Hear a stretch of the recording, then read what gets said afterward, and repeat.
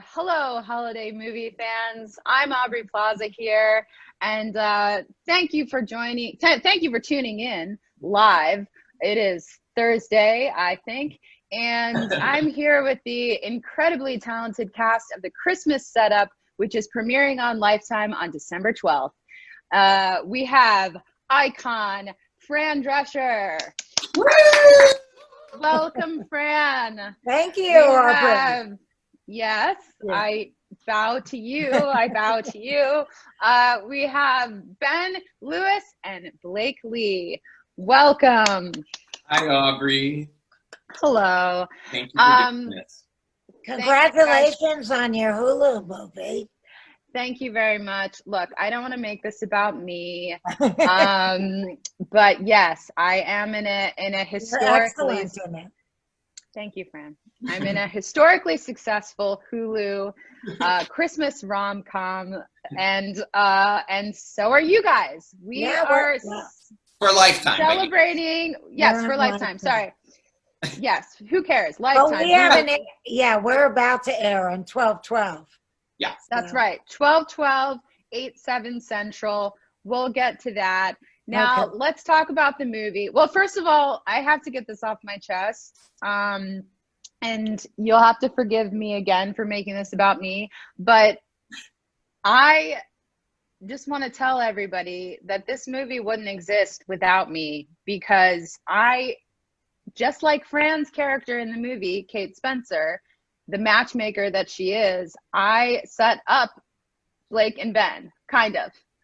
I introduced you, am I right? But that's in real life, which is even better. I mean, mine's fiction. I'm a very bad interviewer because I'm just very excited about talking about our personal story. But let's talk about the movie first. Everyone, introduce yourselves and tell us what character you play in the Christmas Setup, please. Okay. Boys? Okay. So I play Hugo, who is a New York lawyer who's going home for the holidays.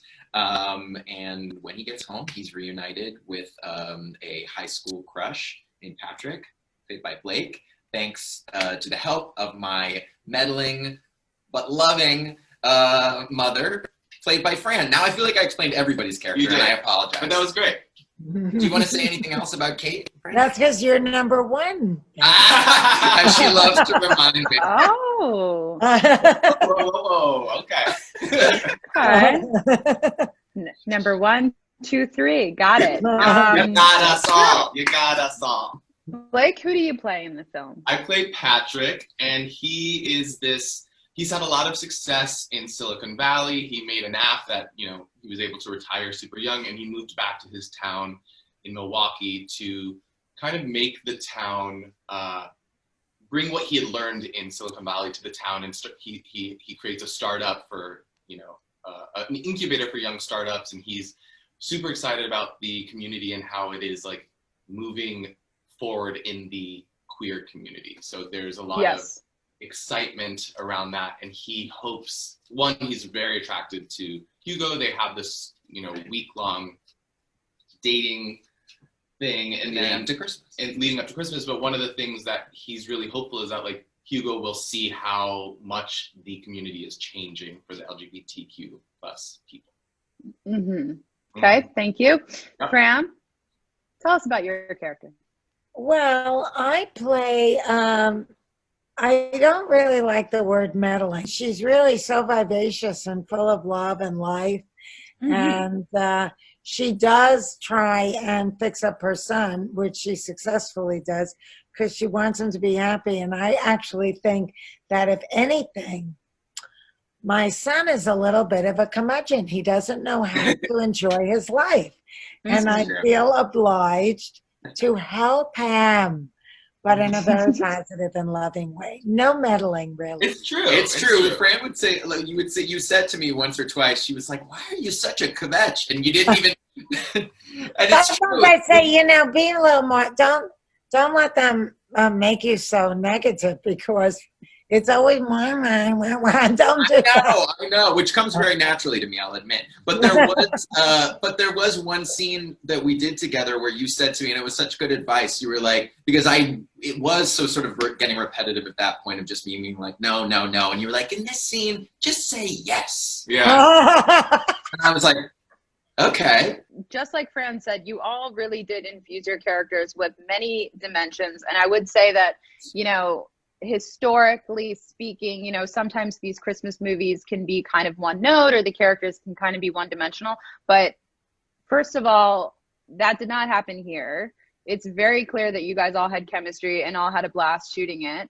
And I want to hear about what it was like shooting the movie. I will say that it reminded me a lot of One Fine Day, like Blake was Clooney and Ben was Pfeiffer. Like, there was a lot of, like, you know what I mean? Like, a lot of compliment. Thanks, Ab. Like, you know, like the uptight kind of like, but there was like, and then Blake's kind of like the cool guy that's like, I'm successful, but I don't give a shit.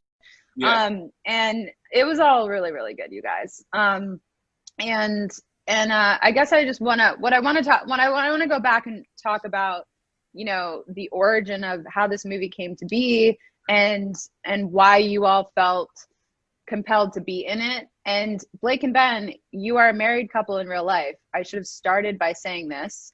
For those of you who are watching that don't know, Blake and Ben are married because of me.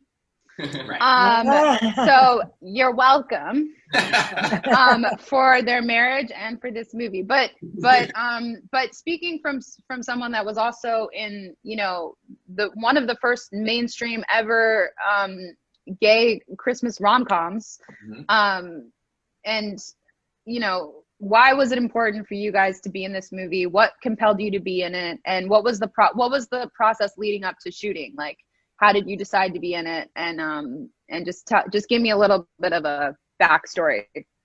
Sure. I think once we got the call from our agents about they were saying that Lifetime was considering us to star in this movie opposite each other. I think it was such a crazy phone call to receive, because we were in a pandemic, so we weren't thinking we were going to work, and then also we had never worked together, and I think after 10 years we just figured that wasn't going to happen. But then the weight of how long have you been married? 5 years in January. You were in. And how long have you? Yeah, I remember. Well, but yes, it's true. Aubrey set us up 10 years ago. Not to get us too off track, but because it was because Aubrey and I were in a movie together with Ellen Wong. Yeah. With Ellen Wong, Scott Pilgrim versus the World. You guys met in the men's bathroom at the premiere. Am I correct? Correct. That is correct. That is correct. Yes. So we have this history together where it's 10 years in. We've done everything we thought we could have done by now. So I think the fact that this opportunity came where it was like, we get to star opposite each other and play people that aren't very much like us. Like, it was just so much, like, I've never been compared to George Clooney. Like, that is insane. I have been compared to Michelle Pfeiffer. That's true. But it was, I think when we were discussing doing it, it was like, one, we get to get out of the house and out of this, you know, go to Canada where it's safer right now. And then it was like, you know, we get to star in a movie opposite each other. But it was also, this is the first LGBTQ plus lead storyline in a Lifetime movie. And I think that was what really sealed the deal, that it was this year, like Happiest Season, you know, our movie, there's multiple films coming out this year, and it's such I don't know, it just feels amazing to be part of that story, especially as a queer person. Yeah, I mean, how many Lifetime Christmas movies have there been? Hundreds, thousands? Yeah, this year alone, I think there's like 34 or something. Crazy. Yeah, but I mean, the thing that was so great is just like, you know, I'm Canadian, I'm from Toronto. All my Canadian like actor peers have done one of these movies at one point or another, because they shoot most of them in Canada. And I think naively, when like we got the call, I was just like, oh, well, now it's my turn. And I wasn't really thinking of the cultural significance of it until it was announced. And then all of a sudden, all these people, including friends of ours, including a lot of queer people, were like reaching out to say like how much they love these movies, how much it means to them that this movie was being made. And first day that we met Fran, it was at the gallery shoot for the movie, and I remember you saying how much it was going to mean to people. You seemed very aware that I think as an ally to the queer community, like how big of a deal it was. Well, let's be clear. Fran is a gay icon. I mean, she is icon. Fran, tell us why you wanted to be in this film. What compelled you to be a part of it, and what was it like meeting Ben and Blake for the first time? Well, you know, I was pretty much in lockdown. The only place I was really going to was maybe a doctor appointment or my gay ex-husband to swim in his pool. And I was having once in a while a girlfriend or two over for lunch, but they had to be a middle-aged scaredy cat like me or they weren't welcome. And then I got this call and it was like, read the script if you're interested. You know, you have to get your ass on a plane, get a work permit, get a COVID negative test, and get your dog's, you know, travel papers in order and cross the border. And I like the idea that it was a feel-good movie. And I think that we all really need to feel good. And that was before the election. We didn't know how it was going to turn out. So, you know, it was like the idea of maybe this is the only thing that we're going to have to look forward to. Loomed large. So, you know, there was that. And then the fact that it's distinguished as being Lifetime's first LGBTQ rom-com, you know, was just extremely appealing to me because I have been very vocal for decades as a gay civil liberties activist. And, you know, being a part of this realized just makes a whole lot of sense, but also is a big honor and very satisfying too, because, you know, I think everybody that's gone to the mat for the inequities and injustices of the gay community, you know, just gets very happy whenever the needle moves forward. So, you know, I think, you know, it's a wonderful thing. And it's really important to normalize this. I think that, you know, sort of where your movie leaves off, this movie picks up. Because we don't really talk about the angst of coming out or the misery of having disapproving parents or parents that you don't feel safe to tell, you know, about who you authentically are. And in this movie, it's absolutely as normal as having a kid with brown eyes.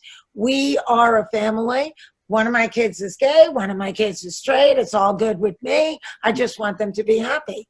And I think that that's where we need to be now in the 21st century. It's important that, you know, America and the world begins to see the beautiful diversity of the human experience. Yeah, I mean, I could not have said that better. Thank you so much. I want to cry. One thing very briefly I would like to add, Aubrey, is when we were offered this movie, you were one of the first people that we went to say, we got offered a Lifetime movie. What do we do? And you said, you have to do it. It was like she's never had a faster answer. Like you were just like, that's a no-brainer. You do this movie. That was a very, that was a very selfish answer because because we love you and we respect you. And also you are a Lifetime queen yourself, having voiced Grumpy Cat. Did you know that, Fran, that she was the voice of Grumpy Cat? I heard that only recently. I did not know that up until just this weekend. Yes. I knew we were going to work together. Yes. Well, I am the voice of Grumpy Cat. I starred in Grumpy Cat's Worst Christmas Ever, which is a Lifetime classic, which is part of the Lifetime movie watching. Is it the Lifetime Movie Club? We'll get clarity on that, but I'm pretty sure it's the Lifetime Movie Club. You can still watch it, and you can buy it on Amazon Prime. Again, this is not about me. But no, of course.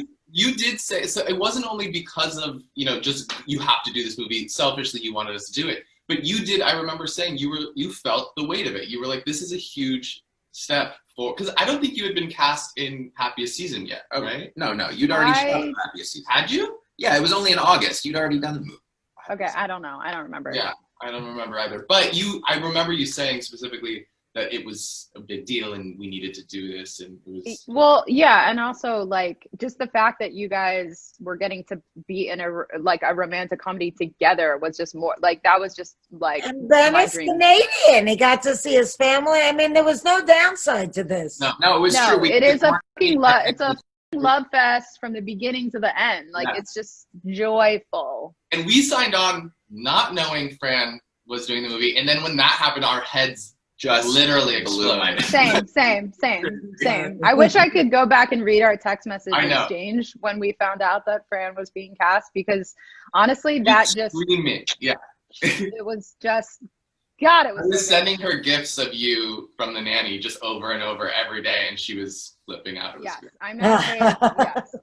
I mean, it's just really, really special, and I will say but that. I didn't answer the question about when I finally got to meet the guys. Oh, well, please don't let us stop you from answering. I know. We were at that photo shoot, and we had to do what became the poster and billboard for the movie of the three of us. And, I found them to be utterly charming and delightful and so effusive in their warmth and love and, made me feel so welcome and adored. And excited for us all to work together, and it just kind of totally, made me feel so welcome, and so looking forward to playing with them some more, because they both seemed like such a great couple. When you meet a couple and they're like, oh my God, they're like a great couple. They are, to me. That was my impression. And so kudos to you, because Aubrey, and I found out that Ben and I have the same birthday. So oh my God, I forgot. 30th. And we were together in Canada celebrating on our birthday. We and the cast and the executive producer and the director, we all went out for a special birthday dinner at an Italian restaurant in Ottawa, where we sat outside. And it was just so special and beautiful. It truly was like the best birthday ever, because like for me to be celebrating my birthday working, first of all, in the middle of a pandemic, which I did not know if I would do this year. I felt incredibly lucky to be starring in a movie opposite my husband with Fran Drescher playing my mother. I was like, this is too good to be true, honestly. And during our birthday. Yeah. No, it was incredible. Fran, like the cherry on the whipped cream. Fran, I will have to not to embarrass the boys, but I will tell you that the day, I think it was like the day after they met you or something, I think I was like FaceTiming with Blake or whatever, and one of the first things he said about you was, her skin is luminous. You don't understand how good she looks. And I was like, oh my God, you're right. So look, you don't have to reveal all of your secrets, but you look good. You just do. You. And if there's any tips you could give me, I'd really appreciate it. What is your secret, Fran? Just give me one thing, please. Just anything. Because I've heard that you're you're a little bit of a health freak. I'm very organic. That is a cardinal rule, with very few exceptions. So I don't make the perfect the enemy of the good, but for the most part, I'm always organic. And I think that, and even in the products that you use, the skincare products, your skin really prefers non-toxic, non-carcinogenic, not perfumed products. So, that is good. I really don't, never have liked being out in the sun. I like being under an umbrella, so I didn't get really all the time sun damage. Sun damage. And I think, somewhere along the line, I kind of don't party that much anymore. And I think that's kind of helped too. I mean, I hardly ever drink. I hardly ever smoke pot anymore. And I just... Oh, God, don't. Yeah, Aubrey's probably stoned right now. And you know what? I always used to wonder, because I used to be a real wake and bake. And I think, well, what's going to change that I'm not going to do this anymore. But it's not without feeling like I'm quitting smoking, which I once did many moons ago too. God, I just want all of your secrets, but I'll get them later if you give them to me. We're gonna have to wrap this up soon. Yes, we're gonna read you some things. We prepared a little game. I know. That is inspired by the game night scene in the movie that Fran is so incredible in. I wish you had your bell, Fran. But also in honor of Aubrey's newfound status as a lesbian icon / internet sensation. Okay, so what we're gonna do is we're each gonna read 3 tweets about Aubrey's performance in Happiest Season. Yes, and Aubrey, you need to guess which one of these tweets is fake. Okay. Ben will go first. I'm gonna go first. Yeah. Okay. I hate you. I hate you all. Which one of these is fake, Aubrey? A. Aubrey Plaza as a suit-wearing lesbian. It certainly was my happiest season. B. I'm halfway through Happiest Season, and if Kristen Stewart's character doesn't leave her current GF and end up with Aubrey Plaza's character, Christmas is canceled. Or C. Women don't want men. Women want Aubrey Plaza and Kristen Stewart in suits in Happiest Season. Which one of those is fake? C? Wrong! Fran, do you want to do... Wrong! Wrong! There it is. A. It was actually A was fake. Okay, Fran, do you have yours there? I'll go last. You'll go last. Okay. All right, I'm gonna go. All right. A. Aubrey Plaza gave me gay vibes in Legion, and now we're still doing this. Okay. We each have 3. We each have 3. Okay. Blame them. A. Blame them. Aubrey Plaza gave me gay vibes in Legion, and now I'm finding out that she plays a sapphic role in Happiest Season. Fantasy. B. B. Say what you want about Happiest Season, but the sheer attractiveness of Aubrey Plaza and Kristen Stewart in that movie literally made me question if I even like men. I'm not joking, they were so hot, and now I'm in a sexuality crisis. Or C. I don't know what turned me on more. When April Ludgate was in a throuple with very famous actor Blake Lee in Parks and Recreation, or K-Stu in Happiest Season. Now that I'm thinking about it, the first one, hands down. Okay, C. Yeah. That was too easy. Too easy. Okay, Franny, it's you. Okay, A. Aubrey Plaza has always been the hottest, but can we talk about her in Happiest Season? B. My sexuality is Aubrey Plaza in Happiest Season. Dear Santa, let's do the sequel to Happiest Season. Forget Kristen Stewart, Aubrey Plaza, and Fran Drescher. Okay, because I want C to be true, I'm going to go with A. We might have tweaked. Franny might have done a little artful tweaking on That was great. Whatever. I just like when you say my name. I'm never going to forget. I'm just going to replay that in my head forever. That was iconic. I'm sorry. Aubrey Plaza. Wait a minute. That actually is a good idea because people have been saying that they want to do a sequel, and I feel like Riley would end up with an older woman. I'm just putting it out there. Oh, so I don't know why. Will you have Fran for your sequel if you do our sequel? How about that? I'll do whatever you guys want. Okay. I love you so much. And I just want to before we wrap it up, I just want to bring it back to the just so eloquently said speech that Fran gave earlier about why this movie is so important.